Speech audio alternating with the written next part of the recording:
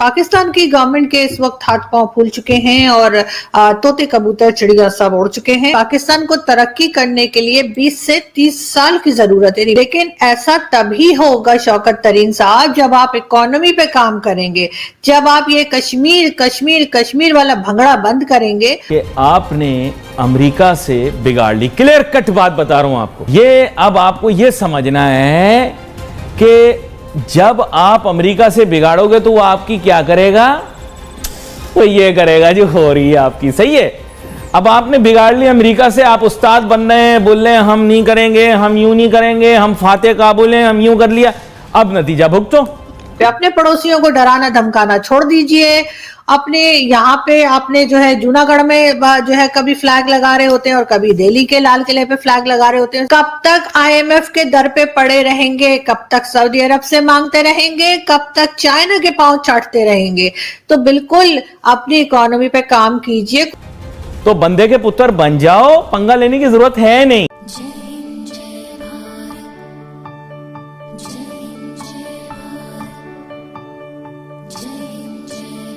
पाकिस्तान की गवर्नमेंट के इस वक्त हाथ पांव फूल चुके हैं और तोते कबूतर चिड़िया सब उड़ चुके हैं।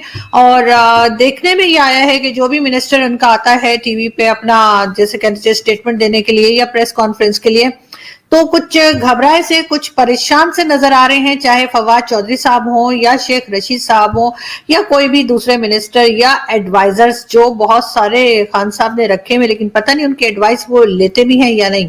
साथ साथ जी हमारे जो फाइनेंस मिनिस्टर हैं उनका कहना है कि जी आप भी जो आगे यानी पाकिस्तान को तरक्की करने के लिए 20 से 30 साल की जरूरत है, 20 से 30 साल काम करेंगे तब पाकिस्तान तरक्की करेगा। मतलब ये कि खैर हम तो नहीं होंगे, लेकिन शायद कोई और हो जो ये तरक्की देख सके। लेकिन ऐसा तभी होगा शौकत तरीन साहब जब आप इकोनॉमी पे काम करेंगे, जब आप ये कश्मीर कश्मीर कश्मीर वाला भंगड़ा बंद करेंगे और उनको उनके हाल पे छोड़ देंगे और आप जरा अपना हाल सही करेंगे और सिर्फ इकोनॉमी और एजुकेशन पे काम करेंगे, तब जाकर ये 20-30 साल में भी शायद आप थोड़ा सा संभल पाए। लेकिन खैर आइडिया बुरा नहीं है, 20-30 साल आपको काम जरूर करना चाहिए, मगर सिर्फ और सिर्फ इकोनॉमी पे। अपने पड़ोसियों को डराना धमकाना छोड़ दीजिए।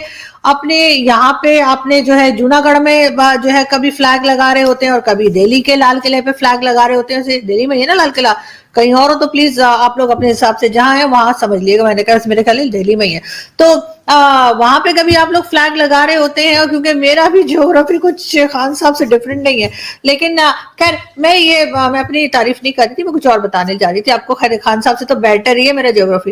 खैर मैं ये बता रही थी कि बिल्कुल शौकत तरीन साहब इकोनॉमी पे काम कीजिए। पाकिस्तान को पैसों की जरूरत है। कब तक आईएमएफ के दर पे पड़े रहेंगे, कब तक सऊदी अरब से मांगते रहेंगे, कब तक चाइना के पांव चाटते रहेंगे।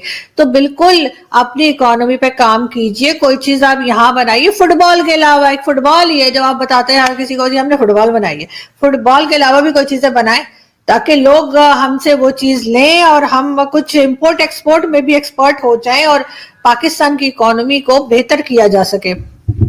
कि हर आदमी ये तवक्को और उम्मीद कर रहा था कि डॉलर थोड़ा नीचे आएगा और डॉलर चला गया ऊपर। अब इसकी वजह पूछते हैं मुझसे कि आपने अमेरिका से बिगाड़ ली। क्लियर कट बात बता रहा हूं आपको। अमेरिका की करेंसी है US dollar. US dollar China की करेंसी नहीं है, यूएस डॉलर रशिया की करेंसी नहीं है।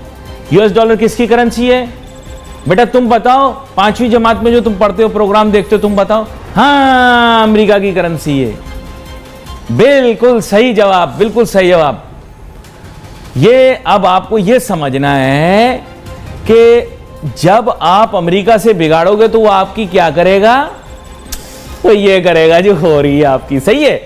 अब आपने बिगाड़ लिया अमेरिका से, आप उस्ताद बन रहे हैं, बोल रहे हैं हम नहीं करेंगे, हम यूं नहीं करेंगे, हम फाते काबुल हैं, हम यूं कर लिया। अब नतीजा भुगतो। खरीदना फिर पेट्रोल 250 रुपए का, करो डिस्को डांस। पेट्रोल खरीदते हुए ना जब वो डाल रहा हो ना पेट्रोल, तो उसको बोलना नहीं हम नहीं डलवाएंगे। बिल्कुल जैसे अमेरिका को बोला था ना नहीं हम नहीं करेंगे। तो भाईजान आपको करना पड़ेगा, आपको उनकी बात माननी पड़ेगी, नहीं तो वो बाजू मरोड़ के तोड़ देंगे आपका। समझे ना आप? तो बंदे के पुत्र बन जाओ, पंगा लेने की जरूरत है नहीं। अब एक डिस्को डांस कर रहे थे, हम जीत जाएंगे, वर्ल्ड कप जीत जाएंगे तो सारी दुनिया को हम शिकस्त दे देंगे, हार गए। ये डिस्को डांस चल रहा था ना। एक प्रोग्राम शुरू किया है इमरान खान साहब ने एहसास प्रोग्राम के नाम से, और उसमें जो है वो कहा यह जाता है कि जी जो लोग जरूरतमंद है उनकी मदद की जाएगी। लेकिन खैर एहसास प्रोग्राम का हम जैसे आपको बता रहे तो एहसास प्रोग्राम में जो है वो ये चूल्हा आप देख रहे हैं पीछे, इस तरह के चूल्हे भी शायद लोगों को दिए जाएंगे जिसमें लकड़ियां जलेंगी, क्योंकि गैस देने का प्रोग्राम तो खान साहब का कोई है नहीं। और उनके जो मिनिस्टर हैं उन्होंने भी कह दिया है कि जी 3 टाइम ही गैस आएगी। लेकिन साथ साथ इसी तरह से एक बाइसाइकिल प्रोग्राम भी बताया जा रहा है कि जी एहसास साइकिल के नाम से ये भी शुरू किया है कि ताकि लोगों की सेहत अच्छी रहे। क्या बेकार में गाड़ियों में ट्रैवल करते हैं और फ्यूल अलग खर्च होता है, तो सब लोग जो है वो साइकिल पे जाया करें। खान साहब ने कहा था कि जी जब मैं प्राइम मिनिस्टर बनूंगा तो मैं साइकिल में ऑफिस आया जाया करूंगा। वो तो साइकिल में आए गए नहीं, लेकिन पब्लिक को जरूर उन्होंने साइकिल के ऊपर जाने वाली हालत कर दी है कि जिन लोगों के पास गाड़ियां थी वो गाड़ियां बेच बेच के या तो मोटर बाइक्स खरीद रहे हैं या साइकिल खरीद रहे हैं। क्या है कि जी टाइगर फोर्स के जरा चेक तो करो कि हम तो किसी को गैस नहीं दे रहे, लेकिन अगर चूल्हे में किसी के गैस फिर भी आ रही है और वो सर्दियों में नहा रहा है और बालकनी में टॉवल सूख रहा है तो पता करो उसने ली कहां से है ये सुई गैस। तो बिल्कुल देखते हैं कि क्या होता है। लेकिन फिलहाल लोग जो है वो सर्दी से थर-थर कांपने की बिल्कुल तैयारी में है, क्योंकि जाहिर है इलेक्ट्रिक हीटर हर कोई अफोर्ड नहीं कर सकता और जिस तरह से बिजली के बिल आते हैं वो आप सब लोग जानते ही हैं। लेकिन क्या किया जाए, खान साहब का यही प्लान है और खान साहब इसी तरह से पब्लिक को डरा धमका कर रखने की ही शायद कोशिश में है। लेकिन खान साहब अगली बार वोट नहीं मिलेगा इस तरह अगर आप करेंगे। और लोगों को ना गर्मियों में, यानी कहा यह जा रहा है कि जी गैस की सप्लाई चूल्हों में आ जाएगी जैसे ही सर्दियां खत्म होंगी। मतलब ये कि अगर आपका गला खराब है, आपको टेम्परेचर है या आपको सर्दी लग रही है, अगर आप चाय पीना चाह रहे हैं, कॉफी पीना चाह रहे हैं, सूप बनाना चाह रहे हैं, तो ऐसा कोई भी जो है वो अय्याशी जिसे कहते हैं आप नहीं कर पाएंगे। आप सिर्फ सीधे सीधे आपको 3 टाइम की गैस मिलेगी चूल्हे में और खाना खाइए, नाश्ता कीजिए और उसके बाद मौज बनाइए। तो यही हमारी गवर्नमेंट का आजकल का तरीका है। टोटल 2 मैच जीते आपने। मैं हमेशा दुनिया में बताता हूं ये 4 कौमें कभी तरक्की नहीं करेंगी। कौन सी? इंडिया, पाकिस्तान, बांग्लादेश, श्रीलंका। मैं साइन करके देता हूं ये चारों कौमें कभी तरक्की नहीं करेंगी। और 2 कौमें और बता देता हूं, एक इजराइल और एक फिलिस्तीन। ये कभी चैन से नहीं बैठेंगे, हमेशा दुनिया में फेंटी खाएंगे। ये मैंने आपको बता दिया पेश गोई। अब ये 4 कौमें क्यों तरक्की नहीं करेंगी ये आपके सामने। पहला इनका प्रॉब्लम है गरूर तकब्बुर। इंडिया, पाकिस्तान, बांग्लादेश, श्रीलंका। जेब में सिक्का आया नहीं, अजय देवगन की तरह गर्दन टेढ़ी। बंदे के पुत्र नहीं बनते। उस्ताद फाते काबुल तुम नहीं बने हो। उन्होंने पीछे फोटो किसने लगाई हुई है?